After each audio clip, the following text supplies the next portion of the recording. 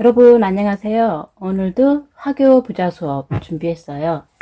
평범한 회사원이 독립해서 여러 개의 사업체를 운영하는 사업가가 되기까지 거물 화교 사장에게 배운 그런 비밀 노하우들을 지금부터 공개해 보도록 하겠습니다.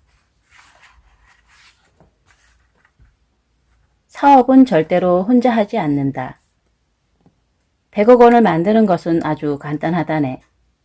어느 날 스승이 이렇게 말했다. 인간이 1000년을 산다고 해도 하늘을 날 수는 없지만 300년쯤 산다면 지금 자네 수준으로도 100억 원 정도는 만들 수 있지. 문제는 그 속도를 어떻게 올리느냐는 것이지. 스승의 말에는 중요한 가르침이 들어있다. 바로 돈 버는 속도를 올리라는 것이다. 돈 버는 속도를 올리는 방법에는 두 가지가 있다. 첫째, 쉬지 않고 달리면 된다. 사장은 자네는 한순간도 쉬지 않고 항상 달리고 있지. 그게 성공의 결정적인 요인이야. 라며 내 노력을 높이 인정해 주었다. 크게 한 방을 노리려고 하지 않고 하루하루 성실히 일하면서 꾸준히 달려가다 보면 성공과 돈은 자연히 따라오게 마련이다. 당연한 말이지만 성공한 사람들의 대부분은 부지런하고 성실한 사람들이다. 이들은 남들이 걷거나 휴식을 취할 때 쉬지 않고 달린 사람들이다. 돈 버는 속도를 올리는 두 번째 방법은 혼자서 일하지 않고 잘하는 사람과 함께 일하는 것이다. 혼자서 10년이 걸릴 일도 10명이 함께 하면 1년 안에 목표를 이룰 수 있다. 시너지 효과가 나면 그보다 훨씬 더 앞당길 가능성도 있다. 여기서 중요한 것은 팀원의 역할이다. 화교는 기본적으로 3개의 역할로 구성된 팀을 조작한 후 일을 추진한다. 이들은 한 개인에게만 의존하지 않고 철저하게 팀 체제의 비즈니스를 운영해 나간다. 팀을 구성하는 3개의 역할은 다음과 같다. 1. 기획하는 사람, 사업 계획. 2. 실행하는 사람, 업무 수행. 3. 돈을 내는 사람, 출자. 나 역시 3개의 역할로 구성된 팀을 만들어 상식적으로는 불가능한 빠른 속도로 의료기기 제조 사업을 성공시킬 수 있었다. 나는 사업을 기획하는 역할을 맡았다. 내 기획이 돈이 된다는 확신이 들자 다음 단계로 실행할 사람을 정했다. 내 기획을 실행하기 위해서는 정예의 영업 직원 몇 명과 기술 서비스 담당자가 필요했다. 그들을 정한 뒤 돈을 내는 사람, 즉 투자자를 소개받아서 곧바로 사업을 시작했다. 화교들은 늘 좋은 투자처를 찾고 있기 때문에 이익을 낼 가능성이 높은 사업이라면 앞다투어 투자 의사를 밝힌다. 결정 속도도 매우 빨라서 불과 1시간 정도의 미팅을 통해 투자 결정을 내린다. 나는 이들에게 사업의 성공 가능성을 적극적으로 어필해 투자를 이끌어냈다. 뭐든지 잘하는 사람이 될 필요는 없다. 앞서 말한 것처럼 화교의 비즈니스는 3개의 역할로 구성된 한 팀에 의해 움직인다. 이때 팀원을 뽑는 기준은 오직 실제 프로젝트에서 각자의 역할을 충실히 해낼 수 있느냐다. 돈을 갖고 있지 않으면 돈을 내는 사람이 될 수 없듯이 사업을 기획하는 사람도 현장 업무를 실행하는 사람도 결국 그만한 능력이 있으냐가 기준이 된다. 이는 모든 비즈니스에서 적용되는 원리다. 자신이 할 수 없는 일은 그 일을 할 수 있는 다른 사람에게 맡기면 된다. 무엇이든 다 잘하는 사람이 될 필요는 없다. 일본 사람들은 지나치게 부지런하기 때문에 자신의 역할에 필요 없는 것까지 열심히 배우려는 경향이 있다. 나도 한때는 외국 기업과 거래하려면 일정 수준 이상의 영어 회화를 구사해야 한다고 생각해서 영어 공부에 많은 시간을 투자했다. 그러나 현실에서는 통역이 있으면 영어를 잘하지 못해도 아무런 지장이 없다. 그렇게 자신의 역할을 강화시킨 다음 다른 역할에 특화된 사람들과 함께 팀을 짜서 속도를 높여야 한다. 혼자서 하지 말라라는 가르침에는 견제의 뜻도 담겨 있다. 다른 일원들이 열심히 일하는데 혼자만 게으름을 피우면 금방 눈에 띄고 배척당하기 마련이다. 어떤 일이든 서로를 견제하고 의식하는 과정에서 집중도가 높아진다. 인간은 약한 존재고 혼자서는 더더욱 약한 존재다. 각자 잘할 수 있는 역할을 맡아 팀을 이루어야 강해질 수 있다. 이러한 방식으로 비즈니스의 속도를 최대한으로 끌어올려야 한다.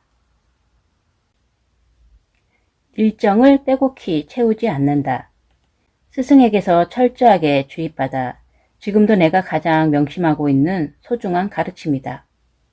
화교는 비즈니스의 생명은 속도라고 생각한다. 이들은 돈벌이에 관해서라면 결코 뒤로 미루는 법이 없고 그 자리에서 할지 말지를 결정한다. 그리고 일단 하기로 결정하면 즉석에서 실행할 사람 후보를 정한 뒤 그들에게 차례로 전화를 건다. 이때 전화를 받지 않으면 즉시 제외시킨다. 이후에 그가 팀의 일원이 될 기회는 없다. 내가 스승 밑에서 배우며 일하던 시절 일정이 없는 급한 부름을 받고 받는 일이 다반사였다. 정부의 요인이 와 있으니 지금 당장 사무실로 들어오게. 갑자기 중요한 술자리가 생겼으니 반드시 참석하게. 오늘 오후에 출발해 중국으로 2박 3일 출장을 다녀오게.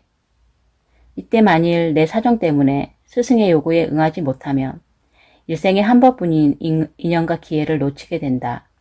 뿐만 아니라 나를 불러준 스승의 체면을 떨어뜨리는 실수를 하게 된다. 체면을 목숨보다 중요하게 생각하는 화교들에게 이것은 결코 작은 실수가 아니다. 만약 내가 이런 실수를 되풀이했더라면 애초에 사업을 시작조차 하지 못했을 것이다. 기회의 종을 꺼두면 안 된다. 화교와 비즈니스를 할 때는 24시간 언제 어디서든 전화 받을 태세를 갖추고 있어야 한다. 귀찮고 피곤하다는 생각이 들 수도 있지만 걸려오는 전화벨 소리가 인생을 바꿀 기회의 종소리라면 어떨까? 귀찮기는커녕 설레어 심장이 두근거리지 않을까? 비즈니스를 하는 사람이라면 작은 만남이나 우연한 기회가 비즈니스를 성장시키는데 결정적인 역할을 한다는 것을 잘 알고 있을 것이다. 실적 향상에서 출세와 독립, 그리고 최종적으로 자신의 사업을 창업하는 것까지 장기적인 플랜을 세워둔 공격형 비즈니스맨이라면 좋은 기회를 잡는 것이 더더욱 중요하다. 물론 24시간 일정을 비워두는 것은 현실적으로는 불가능하다. 나는 이 문제를 고민하다 차단 시간을 만드는 방법을 통해 상당한 효과를 거두었다. 이 방법은 스승에게 일을 배우면서 인정받기 위해 동분서주하던 무렵에 자연스럽게 터득한 방법이다. 차단 시간은 최근에 유행하는 타임 블로킹과는 다르다. 타임 블로킹은 자신의 일에 집중하기 위해서 일정 시간 동안 나머지 모든 일을 외면하는 것이다. 이런 방식으로는 업무의 효율성은 높일 수 있을지 모르나 기회의 종은 울리지 못한다. 기회를 얻기 위해서는 휴대전화의 전원을 절대 꺼두면 안 된다. 기회를 붙잡기 위해서는 무시하는 마음도 필요하다. 차단 시간 기법을 사용하기 위해서는 먼저 자신의 비즈니스에서 가장 중요한 사람이 누구인지를 정해야 한다. 지금 자신에게 기회를 주는 이가 누구인가? 매출 향상이 목표라면 주문을 많이 해주는 단골 거래처일 것이고, 출세가 중요하다면 자신을 이끌어주는 상사일 것이다. 일단 중요 인물을 설정하면 그 사람 외에는 모두 차단하는 시간을 정한다. 그 사람을 중심으로 일정을 짜서 몇 시부터 몇 시까지는 그 사람에게 걸려오는 전화만 받고 그 사람의 일만 하겠다고 정해둔다. 그 사이에 다른 사람은 일체 무시한다. 자신에게 상사가 가장 중요하다면 손님에게서 전화가 걸려오더라도 무시한다. 손님에게는 차단 시간이 지난 후에 다시 전화를 걸면 된다. 당신에게 가장 중요한 인물은 말할 것도 없이 화교 스승이었다. 다른 사람과 약속을 했더라도 스승에게서 호출이 오면 양해를 구하고 그 즉시 스승에게 달려갔다.